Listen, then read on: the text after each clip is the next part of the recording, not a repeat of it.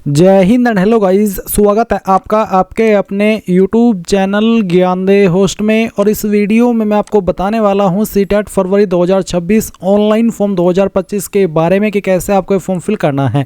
Guys यहां पर आपके सामने इशू आ रहा होगा कि आपकी ये जो वेबसाइट है अप्लाई की ओपन नहीं कर पा रहे हैं, यानी कि site not working, site issue है, आप उसको ओपन नहीं कर पा रहे। और साथ ही गाइस यहाँ पर सर्वर का इशू आप फेस कर रहे हैं। तो ये क्यों है? बेसिकली क्योंकि जो सीटेट का फॉर्म है वो इतने टाइम के बाद में आया है, पिछले वाला एडिशन मिस कर दिया था। तो ऐसे में यहाँ पर लास्ट डेट के चलते इतनी भारी संख्या में कैंडिडेट विजिट कर रहे हैं इस वेबसाइट के ऊपर, जिसके चलते वेबसाइट का सर्वर क्रैश हो गया और इसका जो सर्वर है वो डाउन चल रहा है, आप इसको ओपन नहीं कर पा रहे हैं। अगर मैं इसका सोल्यूशन की बात करूँ तो इसका सोल्यूशन यही है कि अगर आपके पास आज की रात बची हुई है तो आप इस फॉर्म को रात में 1 बजे 2 बजे या फिर सुबह के या तो 3 या 4 या फिर 5 बजे फिल करने की कोशिश करना। उस वक्त चाहे कितनी भी संख्या में कैंडिडेट फॉर्म भरे, बट जो एक एवरेज टाइम रहता है आपका सुबह का या दिन का, उससे काफ़ी कम होंगे और आपकी वेबसाइट सही से ओपन हो पाएगी और आपका जो फॉर्म है वो भर पाएंगे। क्योंकि गाइज इसको अगर कोई सही कर सकता है तो सीबीएसई ही कर सकता है, क्योंकि सीबीएसई इस एग्ज़ाम को कंडक्ट करता है। और मुझे लगता है कि इन्होंने जो सर्वर को एक लिमिट दे रखी होगी कि इतने कैंडिडेट एक साथ में ये अफोर्ड कर सकती है, वो एक्सीड हो चुकी होगी, जिसके चलते ये वेबसाइट ओपन नहीं हो पा रही है। तो अगर इसको कोई सही कर सकता है, सीटेट कर सकता है, सीबीएसई कर सकता है। इसके अलावा अभी ऐसा कोई भी अपडेट नहीं आया है कि आपकी लास्ट डेट आगे बढ़ रही है। मैं इस वीडियो को आपको दिखाता हूं कि किस वक्त बना रहा हूं। मैं यहां पर आपको रियल टाइम दिखाता हूं ताकि आपको समझ में आ सके। आप देख सकते हैं शाम के 7:15 हो रखे, ट्यूसडे 16 दिसंबर 2025 टाइम है। ये रियल टाइम है और अभी इस वेबसाइट को मैं एक्सेस नहीं कर पा रहा हूं।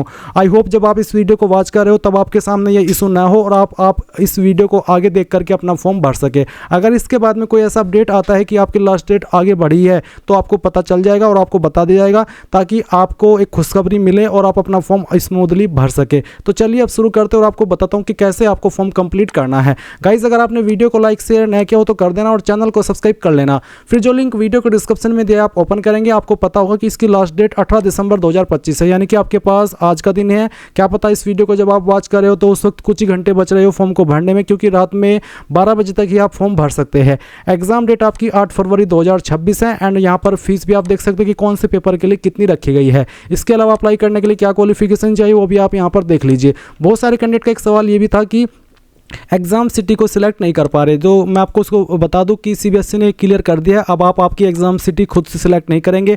आपको सीबीएसई खुद से आपकी जो एग्ज़ाम सिटी है वो देगा। आप अपना सिंपल फॉर्म भर लीजिए इस वीडियो को देख करके। जैसे जैसे इस वीडियो के अंदर स्टेप आएंगे आप उसको कंप्लीट कीजिए। एग्ज़ाम सिटी सिलेक्ट करने का ऑप्शन नहीं आएगा, आपको सीबीएसई अपनी तरफ से इस बार एग्ज़ाम सिटी देगा जहाँ पर भी आपका एग्ज़ाम होगा। तो ये चीज़ आपको क्लियर कर लेनी है कि ये कोई प्रॉब्लम नहीं है, ना ही ये कोई इशू है। ये सीबीएसई ने अपनी तरफ से ही चेंजेस किया है और इस ऑप्शन को हटा दिया है। चलिए अब अगेन पॉइंट पर आते हैं। तो यहाँ पर सभी इन्फॉर्मेशन चेक करने के बाद में गाइज आप इंपॉर्टेंट लिंक के सेक्शन में आएंगे और अप्लाई ऑनलाइन लिंक ओपन करेंगे। अब आपके सामने कुछ ऐसा इंटरफेस आएगा। यहाँ पर आ जाने के बाद में सबसे पहले आपको न्यू रजिस्ट्रेशन इसके ऊपर क्लिक करना है।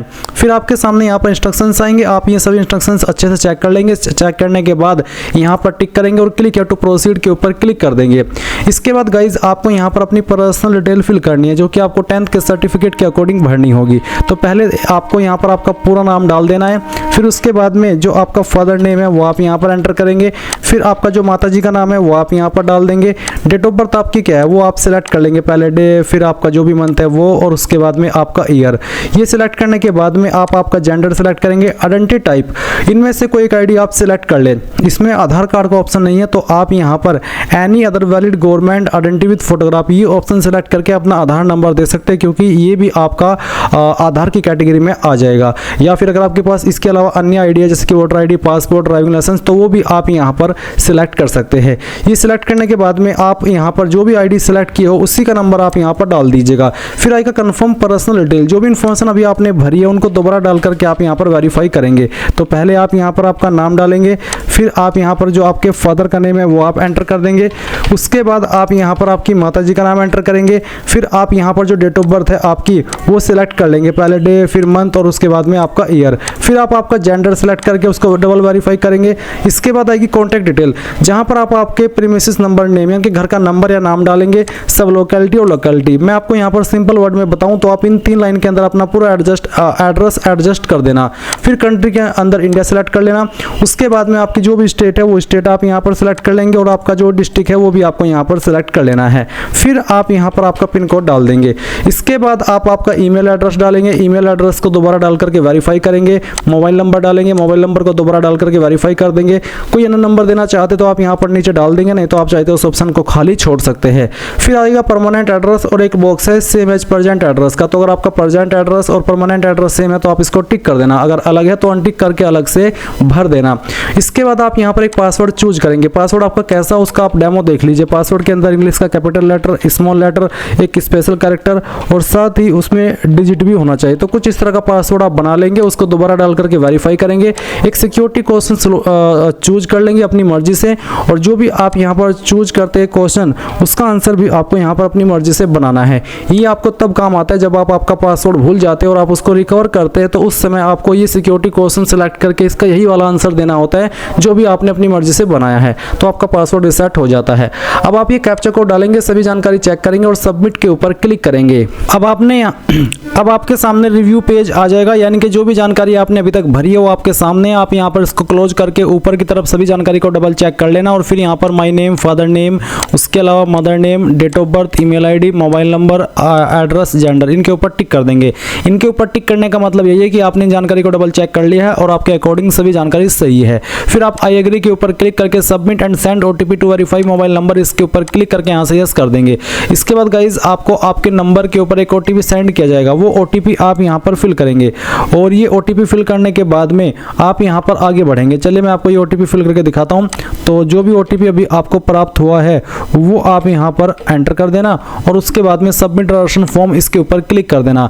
अब आप यहाँ पर देखेंगे कि जो आपका रजिस्ट्रेशन है वो सक्सेसफुल हो जाएगा। ये सक्सेसफुल हो जाने के बाद में आपको यहाँ पर अपना फॉर्म कंप्लीट करने से पहले अपनी ईमेल आईडी भी वेरीफाई करनी होगी। तो वेरीफाई ईमेल आईडी, इसके ऊपर क्लिक कीजिए। जो कैप्चा कोड आपके सामने आए वो कैप्चा कोड आप यहाँ पर डालिए। अगर कैप्चा कोड समझ में ना आए तो आप उसको यहाँ पर इस रिफ्रेश के आइकन के ऊपर क्लिक करके रिफ्रेश भी कर सकते हैं।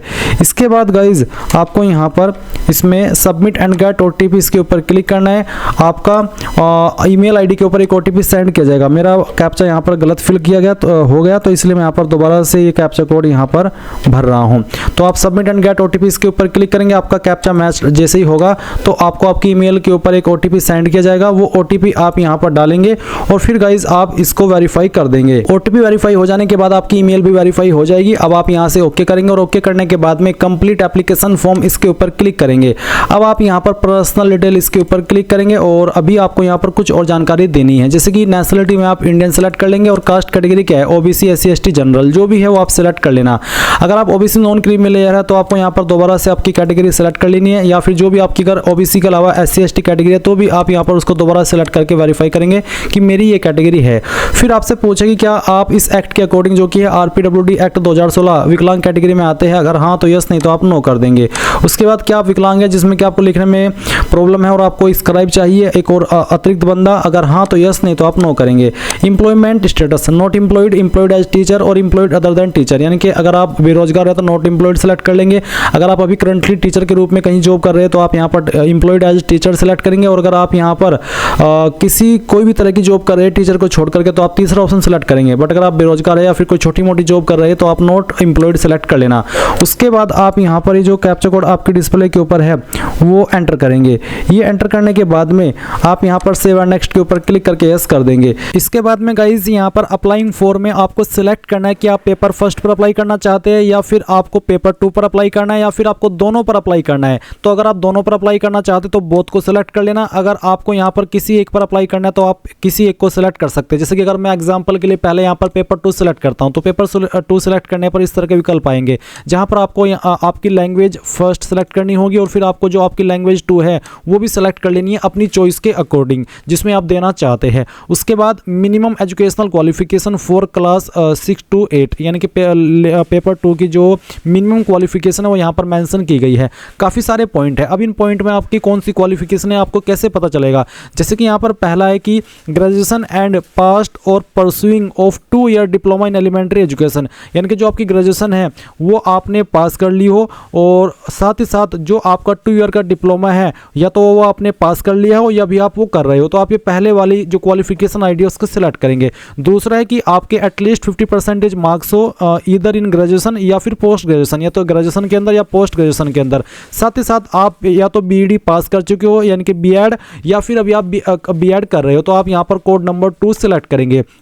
फिर तीसरा है कि आपने ग्रेजुएशन 45% के साथ में पास कर ली हो, साथ ही साथ आपने यहाँ पर बैचलर ऑफ एजुकेशन यानी कि BEd in accordance with NCT कर रहे हो या फिर आप कर चुके हो, तो आप तीसरे वाला कोड सेलेक्ट कर लेंगे। फोर्थ कोड है कि आपकी जो 12वीं है वो आपने पास की हो या फिर कोई डिप्लोमा उसके बराबर का विद एटलीस्ट 50% मार्क्स एंड आप यहाँ पर पास कर चुके हो या भी आप कर रहे हो 4 year bachelor in elementary education यानी कि BELED, यानी कि 12वीं साथ ही 4 ईयर का बैचलर इन एलिमेंट्री एजुकेशन जो कि आपने पास कर लिया हो या भी आप फाइनल ईयर के अंदर हो। फिर यहाँ पर फिफ्थ है आपकी 12वीं आपने पास कर ली हो, साथ ही साथ आपके पास जो आपकी है ये कम से कम 50% के साथ में होनी चाहिए और साथ ही आपके पास 4 ईयर का BA या फिर BSc BEd या फिर BA BEd या फिर BSc ED, यानी कि इनमें से कोई एक क्वालिफिकेशन अगर आप पास कर रहे हो तो आप ये 5 वाला कोड सेलेक्ट कर सकते हैं।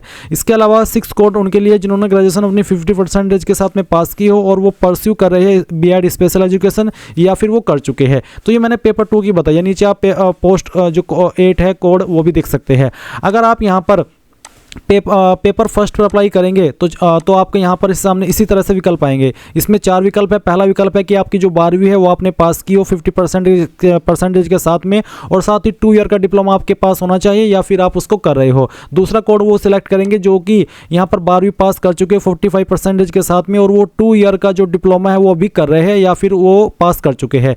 तीसरा कोड वो सिलेक्ट करेंगे जिन्होंने 12वीं कर ली है और 50% के साथ में और वो जो BELED है वो या तो पास कर चुके हैं या भी आप कर रहे हैं। फोर्थ कोड वो सिलेक्ट करेंगे जिन्होंने 12वीं पास कर लिए 50% के साथ में और जो 2 ईयर का बीएड स्पेशल एजुकेशन है, सॉरी बीएड नहीं, diploma in education special education, वो या तो पास कर चुके हैं या भी आप कर रहे हैं, तो फोर्थ कोड को सिलेक्ट कर लेंगे। तो यहाँ पर गाइस दिए गए इंस्ट्रक्शंस के अकॉर्डिंग मैंने आपको चीज़ें बता दी है। आई होप अब आपको जो चीज़ें थी आपके कोड को लेकर के वो क्लियर हो गई होगी। तो उसके अकॉर्डिंग आप यहाँ पर जो आपका पेपर फर्स्ट या पेपर 2 है वो सिलेक्ट कर लेना।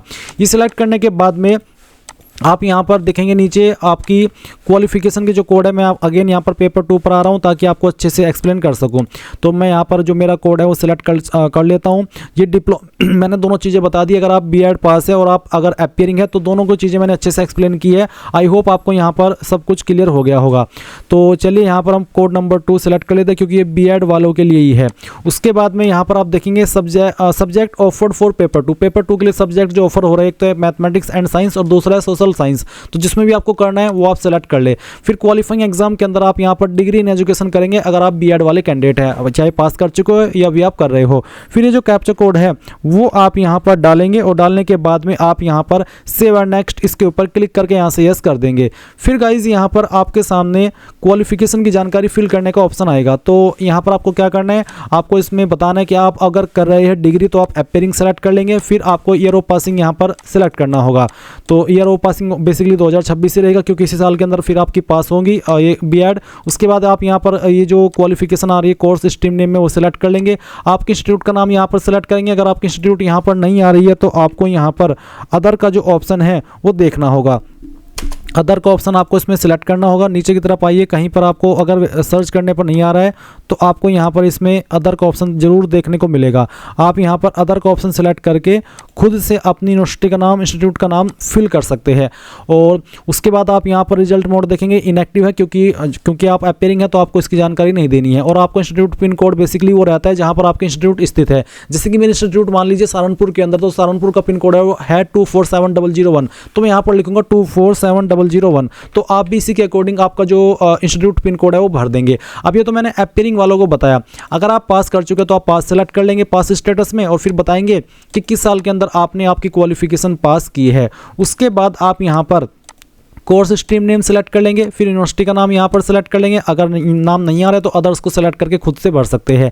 रिजल्ट मोड बताएंगे कि परसेंटेज था या फिर CGPA, अगर परसेंटेज तो परसेंटेज, और उसके बाद यहाँ पर आप बताएंगे कि कितने टोटल नंबर थे। मैं ये नंबर एग्जाम्पल के लिए यहाँ पर फिल कर रहा हूँ, आप आपके रियल नंबर डालिएगा सभी ईयर के मिला करके, और फिर जो ऑब्टेन्ड मार्क्स है वो कितने हैं वो भी आप यहाँ पर डाल देंगे। उसके बाद आपका इंस्टीट्यूट पिन कोड फिर से बता दूँ, अगर आपका इंस्टीट्यूट मान लीजिए मेरठ के अंदर, तो जो मेरठ का पिन कोड होगा या उस एरिया का जो पिन कोड है वो आप यहाँ पर इंस्टीट्यूट पिन कोड के सेक्शन में डाल देंगे जहाँ पर आपका इंस्टीट्यूट स्थित है। तो मैंने डेमो के लिए चीज़ें आपको बताई है। अब आप ये कैप्चा कोड डालेंगे और सेव एंड नेक्स्ट के ऊपर क्लिक कर देंगे।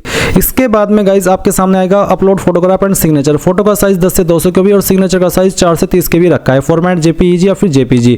तो चूज फाइल के ऊपर क्लिक कीजिए और जहाँ पर भी आपका फोटो है वो आपको सेलेक्ट कर लेना है। चलिए मैं यहाँ पर कोई एक रैंडम फोटो आपको अपलोड करके दिखाता हूँ।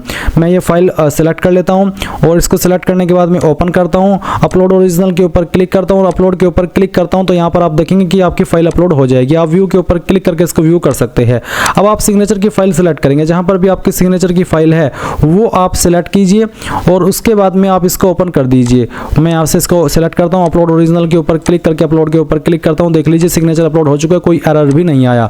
अब आप यहाँ पर ये जो कैप्चा कोड आपके सामने है वो आप एंटर करेंगे और सेव एंड नेक्स्ट के ऊपर क्लिक करके यहाँ से यस कर देंगे। अब आएगा फाइनल सबमिट का पेज। तो गाइस जो भी जानकारी आपने शुरू से लेकर अभी तक भरी है वो सभी आप चेक कर लेंगे और यहाँ पर टिक करेंगे। इन सभी के ऊपर टिक करने का मतलब यही है कि हाँ आपने एक एक करके इन सभी सेक्शन को, पॉइंट को चेक कर लिया है और आपके अकॉर्डिंग सभी जानकारी सही है। फिर आप आई एग्री करेंगे। फाइनल सबमिशन ऑफ एप्लीकेशन के ऊपर जैसे ही क्लिक करेंगे तो आपका फॉर्म फाइनल सबमिट होगा, बट उसके बाद आपको फी पेमेंट करना है। जब तक आप फीस पेमेंट नहीं करेंगे और आपकी फी पेमेंट सक्सेसफुल नहीं रहेगा तब तक आपका फॉर्म फाइनल सबमिट नहीं माना जाएगा। और इस तरह से गाइज आप लोग CTET फरवरी 2026 ऑनलाइन फॉर्म भर पाएंगे। आई होप ये प्रोसेस आपको पसंद आया होगा। So thanks for watching. जय हिंद।